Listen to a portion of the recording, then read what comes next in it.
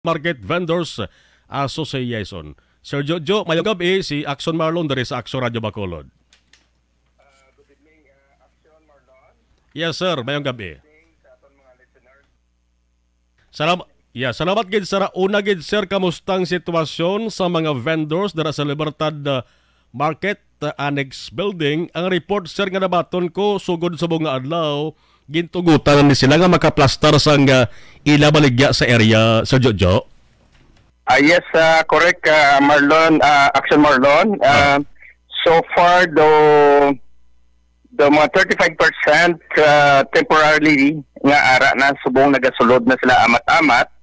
Kay as per sa instructions ng Committee on Market, today is 17th of July, kailangan maamat-amat na sila.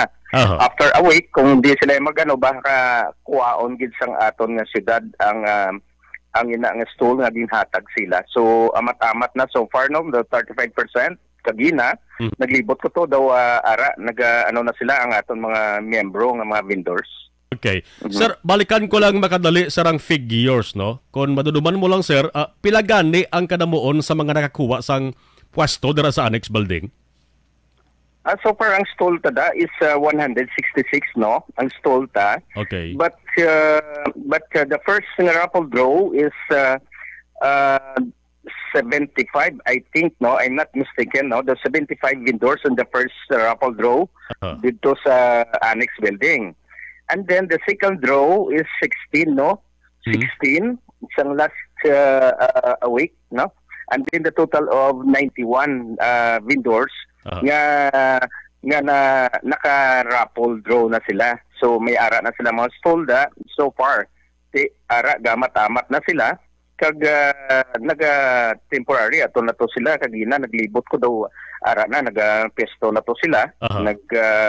Ginagmay kag maybe ano turo check out na sang Committee in Market ang ilang mga pesto. First day sang ilang nga pagbaligya, ano so far sir ang feedback nga imo na baton? Okay man ang benta or damo man sa mga bumalakal nga nagkadto sa area? So far is the first day, wala pa sang mga tao na nakabalo. Okay. Kag you know what, ara pang ibaya ang iban, ara pa sa Mercedes sa mga sidewalk vendors, ara pa sila sa dalan.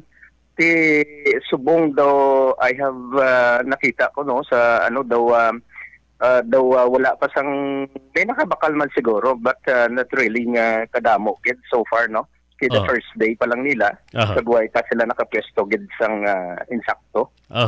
Daw normal man lang siguro sir nga mo ng senaryo ano kay first day pa man lang. Anyway, sir kantuan ko sir ang mga wala magabutan to bala sa raffle kag wala man makakuha siyempre sang pwesto dira sa may Annex Building.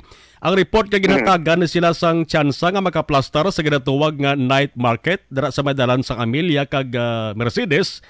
Mayara gin-designate nga spaces sa ila sir no. Ano to kung nakasugod naman na sila plastarda? So far wala pa na ang night market no na plastar. Okay. Kay before siguro as far as I know nga siguro iplastara na sila sa sulod kagamo na ang way nadala dito sa raffle.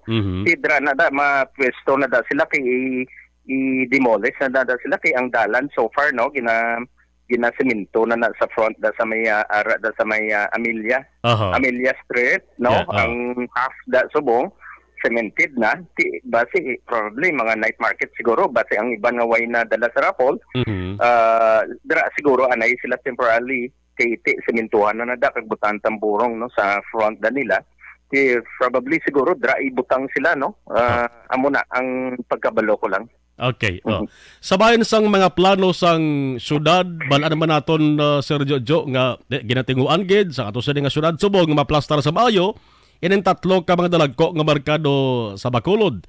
Dira sa Libertad sir, i-check ko lang sir sa bahin sang renovate. Ano to ka may renovation man sir no patigayo no? So far as I know no.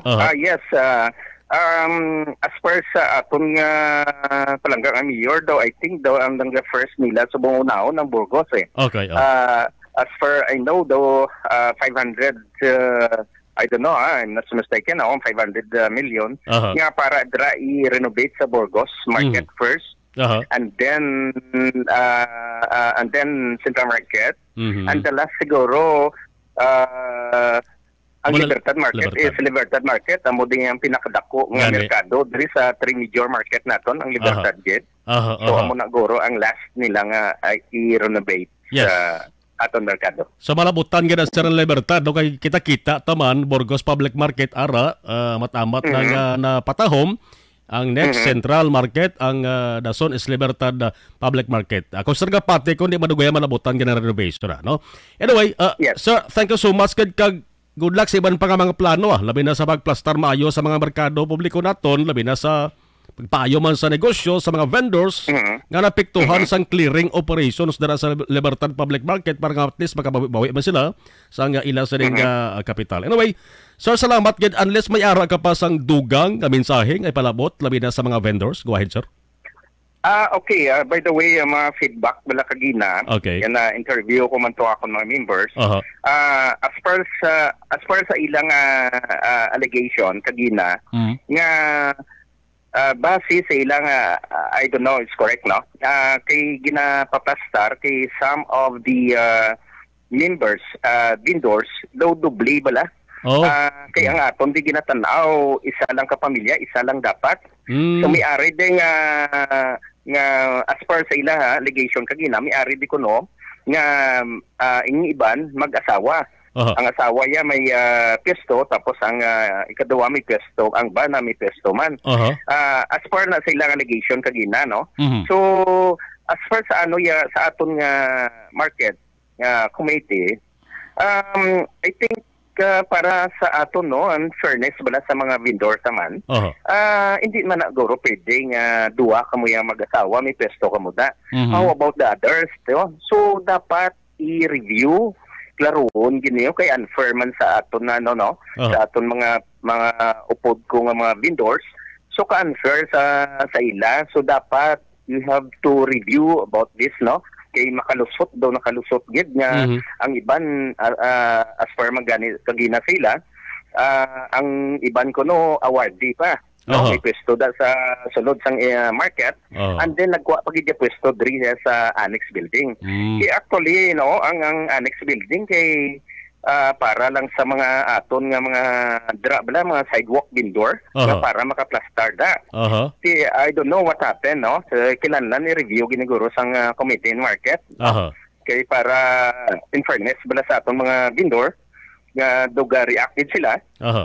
So we have to check kinahanglan sikon ginila kay para wala bala sang reklamo kay ma-reklamo gid sila kay because nga wala sila nagabutan kag some of ang iba niya nagabutan awardee tapos nakalusot sila yang muna mag-asawa nakaduwa ka pwesto.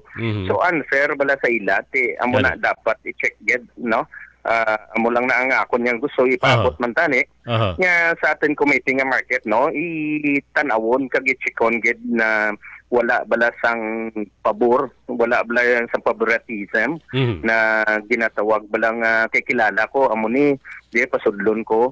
So kinahanglan fair bala ang labanan kay tiga pangabuhi ni sila tanan mo. Say no kay ina mga vendor mga pigado man kami mga pigado man no. So kung hindi kami kabaligya hindi kami makakaon kag importante gina nga makabaligya gid kami na para like example mga kabataan kadamo sang kabataan kung hindi sila kabaligya wala man sila ipabalon. So what I mean nga kinahanglan nga fair bala ang labanan hindi ta mag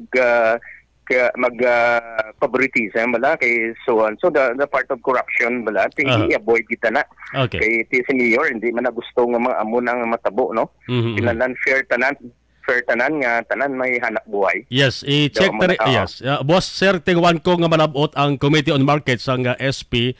Kung ikaw magsala ang chairperson diri si Councilor Celia Flor. That's correct. Yes. Yes, amo ning may papel sir nga sa pag-review.